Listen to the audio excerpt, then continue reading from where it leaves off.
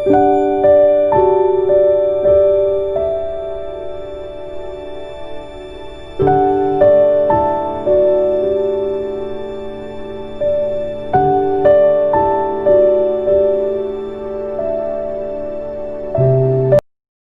students, in this video I will explain a most important topic of DBMS, which is relational algebra.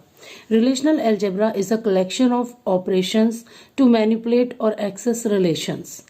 It is the procedural query language or formal query language which serves as a base for developing SQL. Basically, relational algebra is the mathematical expression model that is used to access data from databases and describe what to do and how to do. Means we can say relational algebra is a set of operators which serves as a base for SQL. बच्चों, आपने देखा कि जब हम database से data retrieve करते हैं तो हम स्ट्रक्चर्ड क्वेरी लैंग्वेज का यूज़ करते हैं और हम क्वेरीज अप्लाई करके डिजायर्ड रिजल्ट्स को रिट्रीव करते हैं डेटाबेसेस से। तो इसके लिए जो बेस है, जो मैथमेटिकल मॉडल है, वो क्या है? Relational algebra. रिलेशनल अलजेब्रा में बहुत सारे ऐसे ऑपरेटर्स होते हैं जिनकी हेल्प से हम डेटाबेसेस से डेटा रिट्रीव कर सकते हैं, टेबल से डेटा रिट्रीव कर सकते हैं। रिलेशनल अलजेब्रा में कुछ ऐसे मैथमेटिकल एक्सप्रेशंस होते हैं, ऑपरेटर्स होते हैं जिनका यूज करके हम रिलेशन से डेटा रिट्रीव कर सकते हैं। तो वो जो ऑपरेटर्स होते हैं उनके लिए इनपुट भी रिलेशन होते हैं और आउटपुट भी रिलेशन ही होता है। तो यहाँ रिलेशन आप समझ रहे हैं बच्चों, टेबल होती है डेटाबेस की। Relational algebra consists of a set of relational operators in which each operator has one or more relation as its input and produce a relation as its output। जैसे कि हमारे ऑपरेटर्स होते हैं बच्चों, union होता है, intersection होता है, सेट थ्योरी में आपने पढ़ा होगा। उसमें हम दो सेट्स के ऊपर ऑपरेटर्स अप्लाई करते हैं और जो हमारा रिजल्ट आता है वो भी एक सेट ही होता है।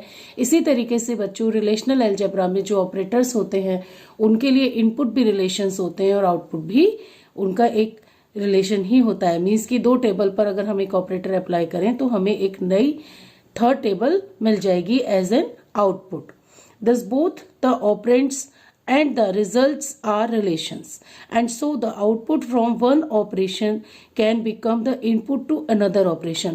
मीन्स कि अगर हमने एक ऑपरेशन अप्लाई करके कोई टू रिलेशंस पर कोई ऑपरेटर अप्लाई करके एक नया रिलेशन बनाया तो उस न्यू रिलेशन को हम सेकंड ऑपरेटर यूज करके फर्दर न्यू रिजल्ट्स के लिए यूज कर सकते हैं, बिल्कुल वैसे ही जैसे आप मैथमेटिक्स में करते हैं। Originally, the set of 8 operators were proposed by Dr. E.F. Codd, but several other has been developed। Means E.F. Codd जो थे उन्होंने रिलेशनल अलजेब्रा की थ्योरी दी, उन्होंने ही रिलेशनल अलजेब्रा के ऑपरेटर्स दिए। बेसिकली उन्होंने जो ओरिजिनल अलजेब्रा बनाई थी उसमें 8 ऑपरेटर्स थे और उसके बाद और भी कुछ ऑपरेटर्स डेवलप किए गए बाद में। लेकिन बच्चों यहाँ पर मेरा जो मेन फोकस होगा वो E.F. कॉड्स ने जो दिए थे हमको 8 ऑपरेटर्स, उन्हीं पर होगा, वही मेरा मेन फोकस होंगे इस लेक्चर में। Now we will focus on 8 operators given by E.F. Codd of relational algebra. अगर हम रिलेशनल अलजेब्रा के 8 ऑपरेटर्स को की ग्रुपिंग करें, उनको कैटेगराइज करें, तो we can categorize them into 2 groups. One is traditional set of operators जिनको हम सेट थ्योरेटिक ऑपरेटर्स भी कहते हैं, and the second is the special set of operators जिसको हम नेटिव रिलेशनल ऑपरेटर्स भी कहते हैं। तो ये जो ट्रेडिशनल सेट ऑफ ऑपरेटर्स या set theoretical set of operators है, इसमें कौन कौन से ऑपरेटर्स आते हैं बच्चों, देखेंगे जरा ध्यान से। यूनियन, जिसको हम यूनियन के सिंबल से रिप्रेजेंट करते हैं, और इसका एग्जांपल है R1 यूनियन R2। यहाँ R1 और R2 क्या है, रिलेशंस हैं, मींस टेबल्स हैं। तो दो टेबल्स हैं, एक का नाम है R1, दूसरी का नाम है R2, उन दोनों के बीच हमने यूनियन ऑपरेटर लगाया, इस तरह से हम लिखते हैं। इंटरसेक्शन, इंटरसेक्शन को हम इंटरसेक्शन के सिंबल से ही रिप्रेजेंट करते हैं। सेट थ्योरी में जो सिंबल इंटरसेक्शन का होता है वही है, और इसका एग्जाम्पल है R1 intersection R2 where R1 and R2 are relations. Difference, यहाँ पर जो भी मैंने R1 R2 लिए बच्चों वो रिलेशंस ही हैं। जैसे कि आपने टेबल्स बनाई थी, स्टूडेंट कोर्स फीस डिटेल, तो स्टूडेंट टेबल का नाम स्टूडेंट रखा था, कोर्स डिटेल का नाम कोर्स रखा था। तो यहाँ इन जनरल मैंने स्टूडेंट कोर्स या पार्ट सप्लायर वेंडर एम्प्लॉय ऐसा ना लेके टेबल का नाम R1 R2 इन जनरल ले लिया है, जिससे कि बात आपको मैथमेटिकली समझ में आए। डिफरेंस मीन्स माइनस, जिसका एग्जांपल R1 माइनस R2 या R2 माइनस R1 दोनों तरह से हम अप्लाई कर सकते हैं। और प्रोडक्ट को कार्टेशियन प्रोडक्ट भी कहते हैं या क्रॉस प्रोडक्ट भी कहते हैं। ये R1 क्रॉस R2 से रिप्रेजेंट किया जाता है, या फिर हम इसको R1 टाइम्स R2 भी कह सकते हैं। और जो स्पेशल सेट ऑफ ऑपरेटर्स है, यानी कि नेटिव रिलेशनल ऑपरेटर्स हैं, बहुत इंपॉर्टेंट होते हैं बच्चों। इनमें आता है सिलेक्शन, जिसको हम सिग्मा से रिप्रेजेंट करते हैं। और अगर हम जब कोई कंडीशन लगाते हैं तो सिग्मा के साथ यहाँ कंडीशन देकर जो भी हमारी वेयर क्लॉज होती है, वेयर कंडीशन होती है या प्रेडिकेट होता है, उसे यहाँ देते हैं और रिलेशन पर अप्लाई कर देते हैं, तो हमें रिजल्ट मिलते हैं। प्रोजेक्शन को पाई से रिप्रेजेंट करते हैं। इसका एग्जांपल है प्रोजेक्शन, कॉलम्स जो भी नाम देने हैं और रिलेशन पर अप्लाई कर देते हैं। जॉइन का ये सिंबल होता है बच्चों, और इसका एग्जांपल है R1 जॉइन R2, मीन्स कि दो रिलेशन को हम आपस में ज्वाइन करा रहे हैं। डिवीजन को डिवीजन से रिप्रेजेंट करते हैं। डिवाइड जैसा सिंबल है ये बच्चों, R1 डिवाइड R2। तो इस तरीके से हमारे ये कंप्लीट सेट ऑफ ऑपरेटर्स हैं बच्चों। वन बाय वन मैं इनको एक्सप्लेन करूंगी आपको with the help of example, और आप इस पे फोकस करेंगे, इसको अच्छे से समझेंगे बच्चों, क्योंकि ये टॉपिक अपने आप में काफी इंपॉर्टेंट टॉपिक है और थोड़ा सा लेंथी टॉपिक है, समझने वाला है, और प्रैक्टिकली इसका बहुत यूज है, क्योंकि हम स्ट्रक्चर्ड क्वेरी लैंग्वेज में जो क्वेरीज चलाते हैं वो भी हमें यहाँ पर समझ में आएंगी। और इसके अलावा हम जॉइन ऑपरेटर का यूज करते हैं। जॉइन एक बहुत इंपॉर्टेंट ऑपरेटर है बच्चों क्वेरी एग्जीक्यूट करने के पॉइंट ऑफ व्यू से, और डीबीएमएस में भी जॉइन का बहुत बड़ा रोल है बच्चों। नॉर्मलाइजेशन जॉइन की थ्योरी पर बेस्ड है, तो इसीलिए इन ऑपरेटर्स को समझना बहुत बहुत इंपॉर्टेंट है। अब हम बात करते हैं बच्चों ट्रेडिशनल सेट ऑफ ऑपरेटर्स की। तो ट्रेडिशनल सेट ऑफ ऑपरेटर्स में मैंने आपको बताया कि यूनियन, इंटरसेक्शन, डिफरेंस और कार्टेशियन प्रोडक्ट, ये 4 ऑपरेटर्स आते हैं। लेकिन अभी हम बात करते हैं केवल यूनियन, इंटरसेक्शन और डिफरेंस की, क्योंकि जिन रिलेशंस पर ये तीनों ऑपरेटर्स अप्लाई होते हैं वो दोनों रिलेशंस जो हैं वो यूनियन कंपैटिबल होने चाहिए। तो यूनियन कंपैटिबल होने का मतलब ये है कि दोनों की सेम डिग्री होनी चाहिए, attribute from attribute 1 to n। तो आपको पता है अच्छे से डिग्री क्या होती है। डिग्री का मतलब नंबर ऑफ कॉलम्स। तो दोनों ही रिलेशन ऐसे होने चाहिए जिसमें नंबर ऑफ कॉलम्स बिल्कुल सेम हो, और जो उनके कॉलम्स हैं 1 से लेकर n तक, ईच कॉलम सेम डोमेन से ड्रॉन किया गया हो। मीन्स कि अगर फर्स्ट टेबल में हमारा फर्स्ट कॉलम रोल नंबर है तो सेकंड टेबल में भी हमारा फर्स्ट कॉलम रोल नंबर ही होना चाहिए। हालांकि इनके नाम डिफरेंट हो सकते हैं टेबल्स के, लेकिन और कॉलम्स के भी नेम डिफरेंट हो सकते हैं, लेकिन उनकी डिग्री और उनका जो सीक्वेंस है वो बिल्कुल सेम होना चाहिए, वो सेम डोमेन से ड्रॉन किए जाने चाहिए।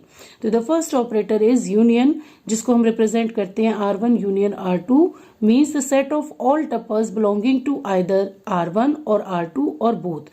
मीन्स कि जैसा कि सेट थ्योरी में यूनियन में होता है कि दोनों सेट्स में जो कॉमन होते हैं वो भी होते हैं और अलग अलग इंडिविजुअल होते हैं किसी भी सेट के, तो वो सारे भी एलिमेंट्स आ जाते हैं। इसी तरीके से बच्चों यहाँ यूनियन में जो हमारे ये 2 रिलेशंस हैं R1 R2, तो R1 और R2 में जो कॉमन है वो एक बार आएंगे, उसके अलावा R1 के भी और R2 के भी बचे हुए सारे टपल्स आ जाएंगे हमारे रिजल्टेंट रिलेशन में, और इस तरह से एक नई टेबल बन जाएगी।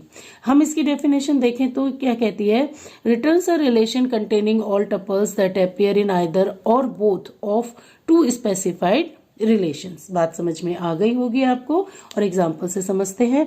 मैंने यहाँ पर 2 टेबल्स ले रखी है बच्चों, R1 एंड R2, इनके नाम रखे हैं। एक तरीके से आप देखें तो ये स्टूडेंट टेबल है।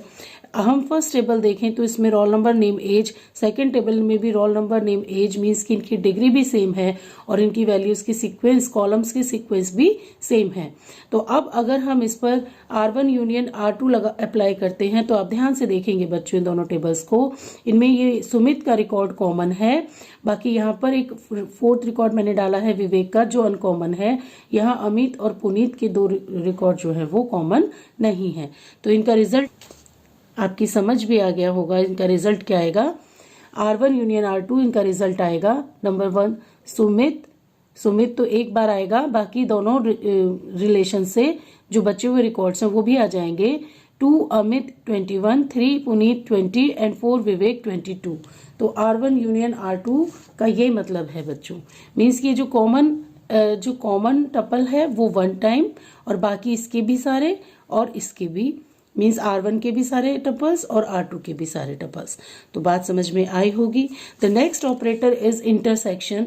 Intersection R1 intersection R2 means the set of all tuples belonging to both R1 and R2।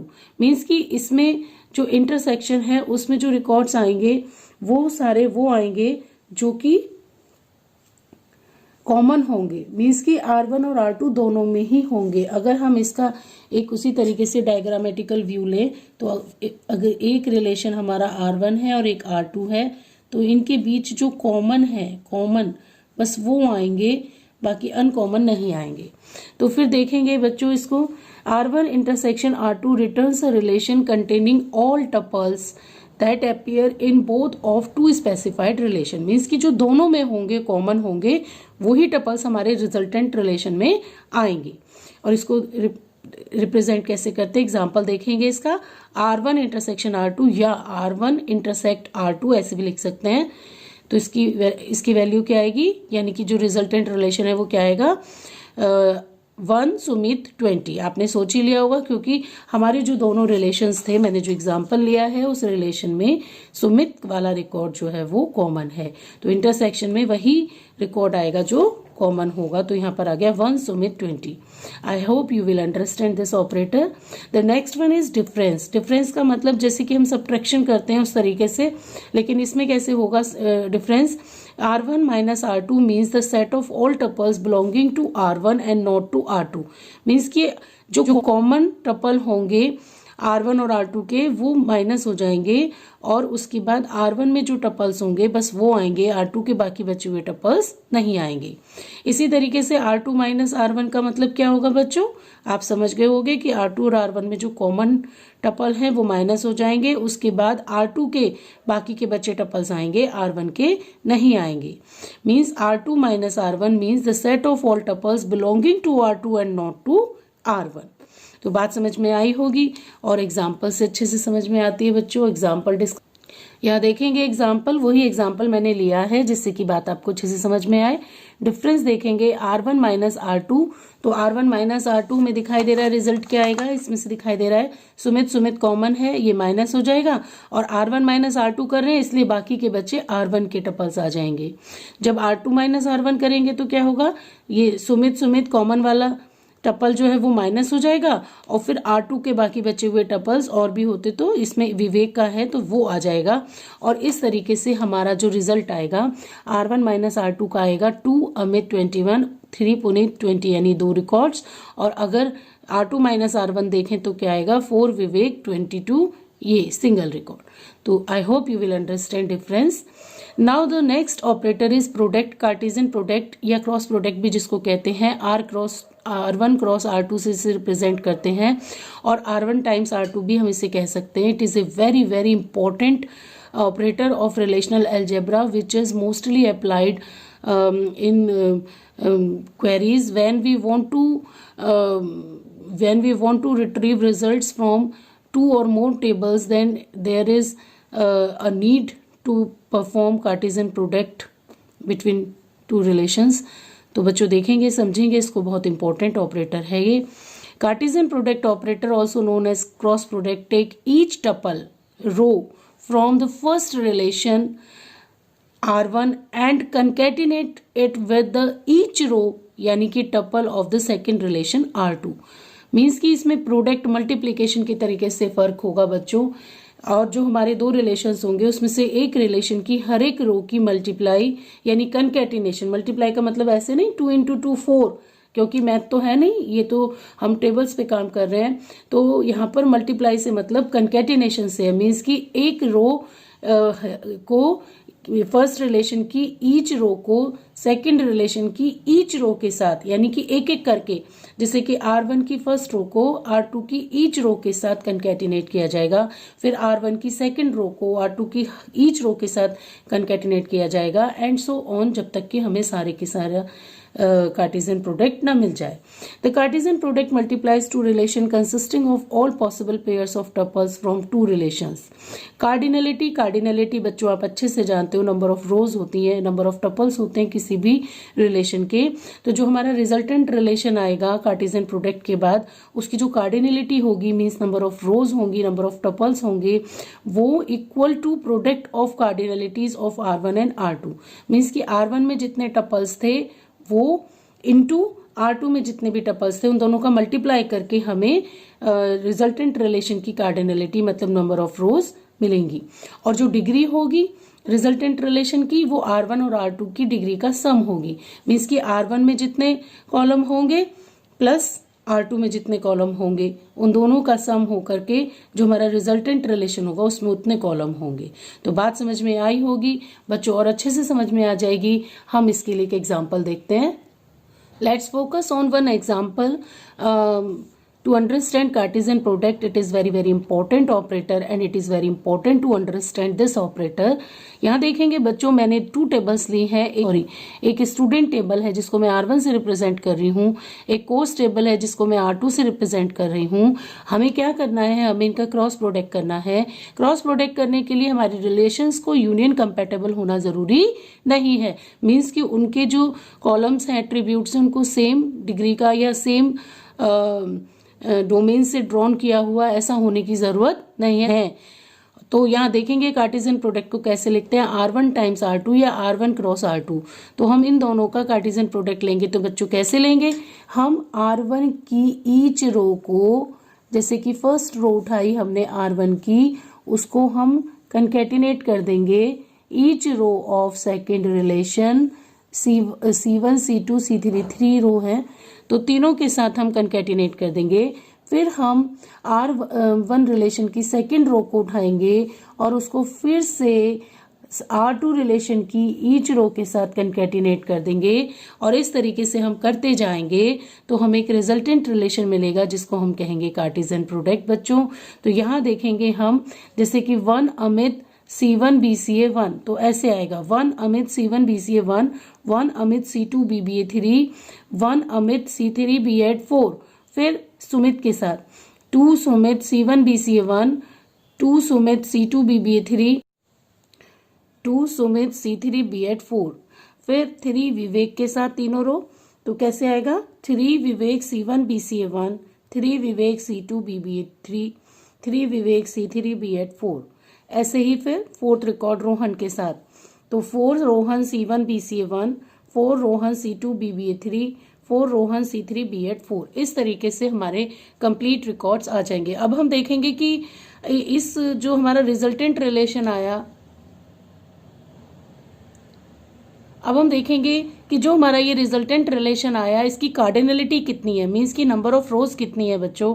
तो यहाँ देखेंगे नंबर ऑफ रोज कितनी है 4, नंबर ऑफ रोज कितनी है 3, तो 4 इंटू 3 12. तो यहाँ कितनी है 1 2 3 4 5 6 7 8 9 10 11 12. इसी तरीके से हम देखेंगे कि इस रिलेशन की डिग्री कितनी है 2, इस रिलेशन की डिग्री कितनी है 3. तो जो रिजल्टेंट रिलेशन है उसकी डिग्री कितनी है 1 2 3 4 5. तो जो डिग्री है रिजल्टेंट रिलेशन की वो हमारे इनपुट रिलेशंस की डिग्री का सम है, और जो कार्डिनलिटी है हमारे रिजल्टेंट रिलेशन की वो हमारे इनपुट रिलेशंस की कार्डिनलिटीज का मल्टीप्लीकेशन है. I hope you will understand Cartesian product.